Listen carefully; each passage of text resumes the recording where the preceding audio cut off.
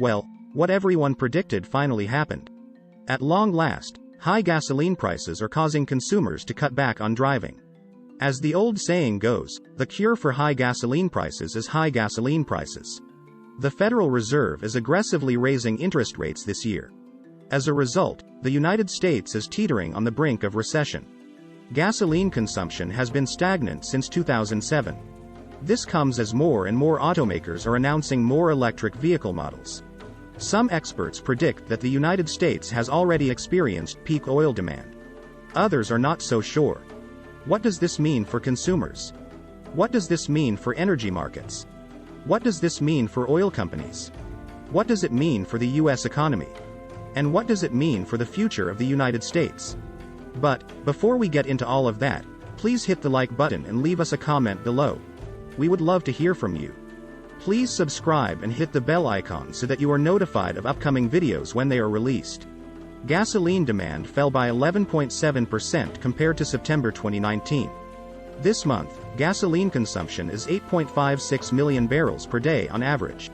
This is actually less than in September of 2020 and 2021. This monthly decline is the steepest in 2022. It adds to a series of declines from the same periods ever since 2019. Gasoline prices spiked in June at a national average of more than $5 per gallon. But even as price declined since then, demand has also fallen.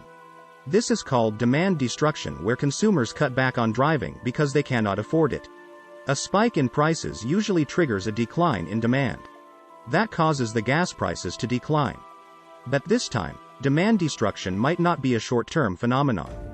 This time, it may have become partially structural.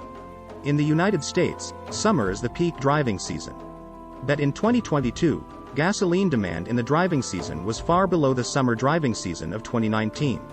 Summer gasoline demand for 2022 was pretty much level with 2020. Demand fell further after the end of the 2022 driving season and ended below 2020 levels. Sky-high gasoline prices actually caused demand destruction worldwide. People have changed their driving and spending behavior, maybe permanently. People stopped making unnecessary trips. And they started driving their most fuel-efficient vehicle. When they buy a new car, fuel economy is a major decision factor. Working from home has a holdover effect. Fewer people are commuting and the freeways are less crowded. Vacationers are choosing to go places that are closer to home. The price spike of $5 a gallon in June sent shockwaves through wallets and minds. The price of gasoline was the main news and topic of conversation.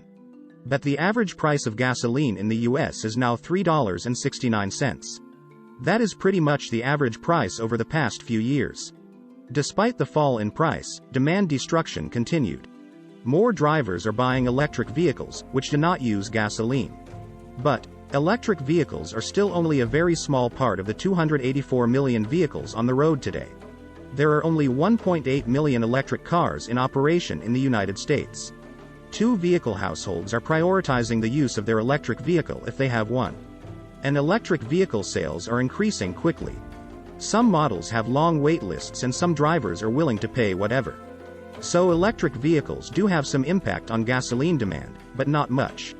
Across-the-board fuel efficiency laws enacted over the past 20 years have had a dramatic impact. These laws have been the reason why gasoline demand has stagnated for the past few years. Annual gasoline consumption peaked in 2007 at around 3.4 billion barrels. Gasoline demand also hit that same peak in 2016, 2017, 2018, and 2019. Demand was much lower from 2008 through 2015 in the aftermath of the Great Recession. Then demand cratered again, in 2020 and 2021 as the pandemic hit the world. Gasoline consumption in 2022 is projected to come in below 2021 levels. Some experts think that gasoline consumption might never exceed 3.4 billion barrels per year again. If U.S. refiners have stopped investing in new refinery capacity, they see demand stagnation and refuse to make further investments. Actually, U.S. refineries are becoming big exporters of gasoline, diesel, and jet fuel. Even the San Francisco Bay Area refineries are exporting gasoline and jet fuel to Mexico and South America. San Francisco are paying over $6 per gallon for gas, while the local refineries are selling gasoline for much less in Mexico and South America. It is also driving up the sales of electric vehicles. Electric vehicle sales are now 15% of all new vehicles sold in California. This is up from 9.5% in 2021. And from 6.2% in 2020. Similarly, electric utilities have huge amounts of idle capacity at night in California. So, electric vehicle owners are encouraged to charge their vehicles at night. This is because electricity prices are lower at night and people with garages can just plug in their cars overnight. Electric utilities are also stuck in what is pretty much a stagnating business. This follows years of investment in more efficient lights, appliances, and air conditioning systems. So electric utilities are making money selling electricity to EV owners in the middle of the night. But, this still not rejuvenated growth in electricity demand.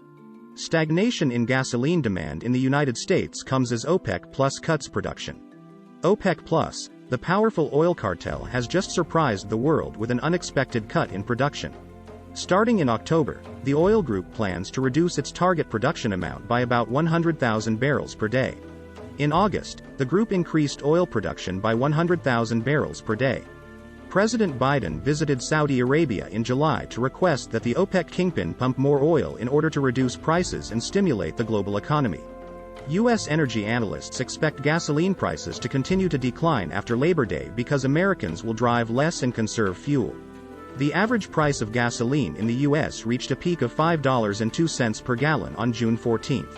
Since then, the average U.S. gasoline price has fallen to $3.79 per gallon. U.S. has become a major refiner and exporter of oil and petroleum products since 2016. The United States now exports 10 million barrels of oil and refined petroleum products every week. Exports of gasoline totaled 1 million barrel a day for the week, compared to 466,000 barrels a day in the same period last year, said the U.S. Energy Information Administration in a prepared statement. Exports of distillates, which includes diesel fuel, reached 1.5 million barrels a day, the statement also noted. The price of West Texas Intermediate crude oil peaked at $130 per barrel in March. But U.S. benchmark crude futures were trading around $86 per barrel this past week. The oil market has been much steadier than most energy analysts had expected. Concerns about China's economy are putting downward pressure on prices. High prices at the pump have simply been a cure, resulting in less driving by consumers. In the U.S., gasoline demand has dropped off significantly this summer, said the U.S. Energy Information Administration in a statement. But, what do you think? Please hit the like button and leave us a comment below. We would love to hear from you. Please subscribe and hit the bell icon so that you are notified of upcoming videos when they are released. Please share this video on social media. Thank you for watching.